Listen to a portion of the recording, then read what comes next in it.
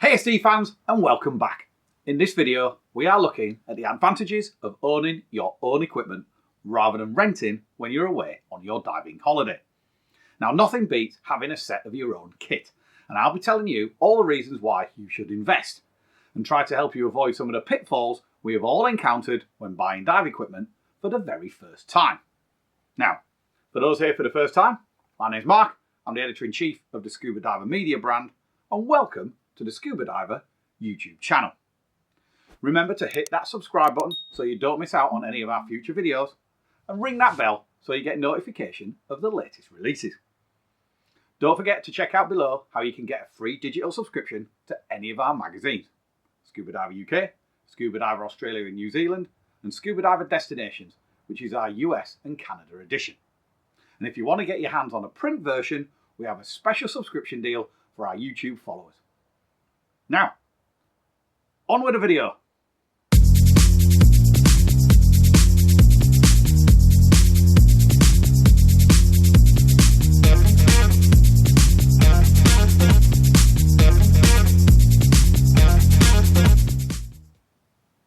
It has to be said, nothing compares with having your own set of diving equipment.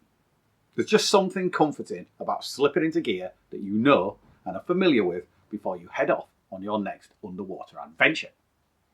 There are lots of reasons why it's better to have your own kit rather than rent when you're at your dive destination. 1, you know the equipment has been well looked after by yourself. 2, you know you've had it serviced regularly, or you should have. 3, you know how it works, and where applicable, where all the controls are. And 4, it'll fit you perfectly. There is a 5th reason in these times of COVID-19. You'll be the only one who's used it. Now, just to be sure you spend your cash wisely, don't buy budget, as you will only outgrow it in a few years and you'll be wanting to upgrade. You are far better off aiming for mid-range and above so that you can get many years of service out of it. I've said it before, but it's worth mentioning again. My mantra: buy once, buy wisely. Most rental equipment should be well maintained and in good condition, but I have seen some shocking examples in all my years of diving around the world. And to be honest, I'd rather not wait until I arrived at a location to see if the rental kit is up to standard or not. Even if the rental gear is up to spec, you will still encounter the issue that you will undoubtedly be using different equipment at every location you go to, as dive centres have their own brand, preferences, and so on. You might be in a Scuba Pro BCD one place, an Aqualung the next, and then a Mares at another. This applies to every piece of kit, from mask and fins to regs, BCD, wetsuits, dive computer, etc. As well as the hassle of having to get sized up with all the kit on your first day, you will then spend the first few dives getting used to the fit and feel of the rental kit, learning where all the controls are, and perhaps more importantly, how well they work. Whereas when you have your own familiar gear, you can just hit the water far more confidently. Let's look at particular pieces of kit. The humble mask. Yes, it's a basic piece of kit, but having a comfortable mask that fits you well and doesn't leak will make such a difference to your diving experience. Now, often dive centres will have a selection to choose from, but having your own mask is definitely the way forward. And even more so if you're one of those people who needs glasses and might require a prescription mask. I have yet to see any dive centre with those for rent. Let's talk regulators. These are a core element of your diving equipment, as without it, you're not going to be breathing underwater. You want a regulator that has a comfortable mouthpiece, that breathes well, and depending on your personal preference, has controls, such as a Venturi lever and or a crack and resistance control, so that you can tweak the breathe to your liking. I have to say, I own regs that have no controls whatsoever, and others that offer both. But to be honest, once I've got the latter set to how I like them, I rarely touch the control. It's all down to personal choice. Most rental regs will be entry-level models, though I do know of places where good quality mid-range regs make up their rental fleet. When it comes to your own kit, regs are one item that it is vital you know has been regularly serviced and is working well. I have had some lousy, wet and asthmatic breezes in my time, and it's not pleasant, especially at depth and when you're working hard in a current, for example. You could also fit your own mouthpiece to your own regulator. Now, I love the Aqualung Comfort Bite, but some people prefer those that you mould to your own jaw shape, such as a Sigcure. With your own reg, you can customise as you wish. BCDs. Now, whether you opt for a jacket style BCD, a back inflate BCD, or a backplate and wing, if you're confused as to which would be best for you, I'll put a link to our video looking at the pros and cons of all of them at the end of this video. But whichever you choose, it's good to have one that fits you perfectly.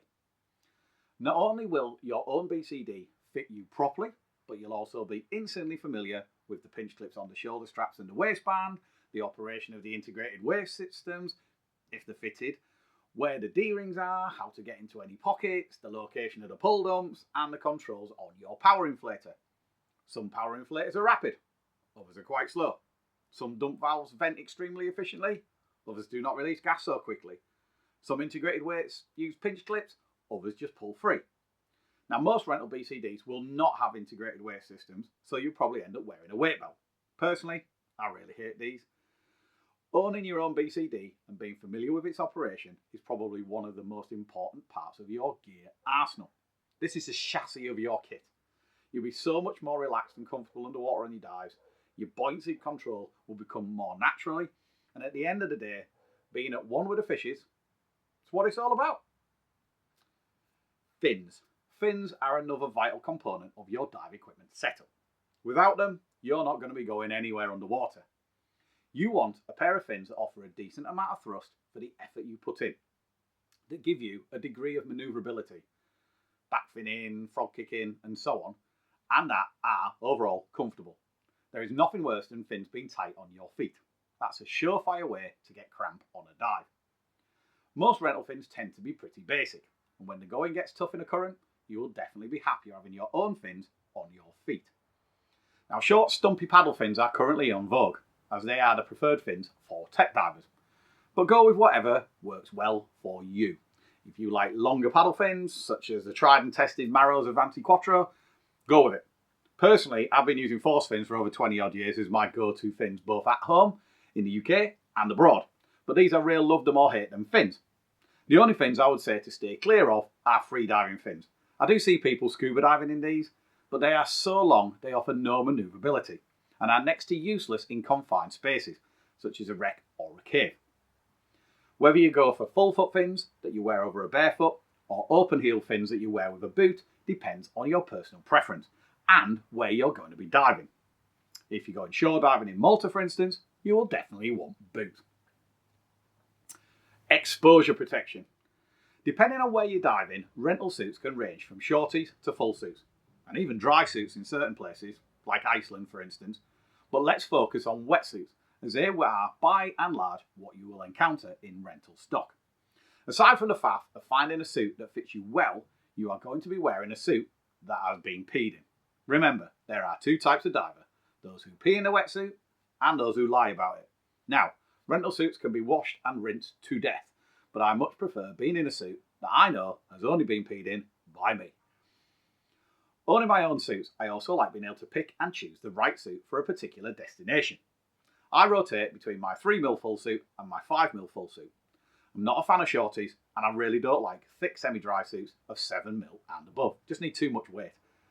Everyone has their own tolerances for being cold, but I prefer to be warm. I'll wear my 3mm if it's 26 degrees C and above. I'll be in my 5mm down to about 22 degrees C, but anything below that, I'm breaking out one of my dry suits. A well-fitting suit can keep you warm and comfortable with minimal flushing, and nothing's worse than an icy blast of cold water hitting your lower back. Finally, let's talk dive computers. More than any other piece of dive gear, you need to know how your dive computer works if you're going to be able to benefit from it, gaining longer, more enjoyable and safer dives. If you end up with a different rental brand and model every time you go diving, you will never get the full potential out of it. If you buy your own computer, you've got the time that you can learn how it works, you can discover all of the functions, get to know the menu, learn the navigation, get to grips with the screen display, and so on. I'd suggest getting something that can cope with at least multiple nitrox mixes and full decompression, so that you will not soon outgrow it. You might never end up using some of the functionality, but it's nice to know that it can do it if you do end up tempted by tech, for instance. So, that's your mask, regulator, BCD, fins, dive computer and exposure protection suit. Other things worth building into your diving arsenal eventually are a DSMB and a spool or reel, a snorkel, a torch or two, a few cutting implements, a mesh bag, and of course, a dive bag to haul it all around in anyway. Obviously, one thing to bear in mind with all of the above is where you are going to be diving. If you are potentially venturing into colder waters, if that's at home or on a trip, then you want a regulator that can handle freezing temperatures. If you're only planning on diving on foreign holidays in warm water, bear in mind the weight of your chosen equipment. Aim for lightweight, travel-friendly regulator, BCD and fins to avoid eating up too much of your valuable luggage allowance, which seems to be ever shrinking these days. Now, if you're in the market to start assembling your own diving equipment, you might be wondering where to begin, as not that many people go out and buy an entire set of diving gear in one fell swoop. So check out our video on what we consider the first 3 dive equipment purchases for new divers. I'll put a link at the end. As I record this, the UK is currently in its 3rd national lockdown, and many other places around the world are still under some form of restriction or other to combat the threat of COVID-19. While we might not actually be diving at the moment, it's a prime time to do some research. Chat to your local dive centre, get some advice from your instructor, and start assembling your own dive kit ready for when we are able to get out there and hit the water again. What are some of your pointers for someone who is getting their own dive kit together? Leave your comments below, and if you have a question, fire away. If we can't answer, maybe someone in our community will be able to. Remember, if you enjoyed this video, be sure to subscribe to our YouTube channel. And don't forget, you can grab a free digital magazine subscription in the description below. As always, stay safe.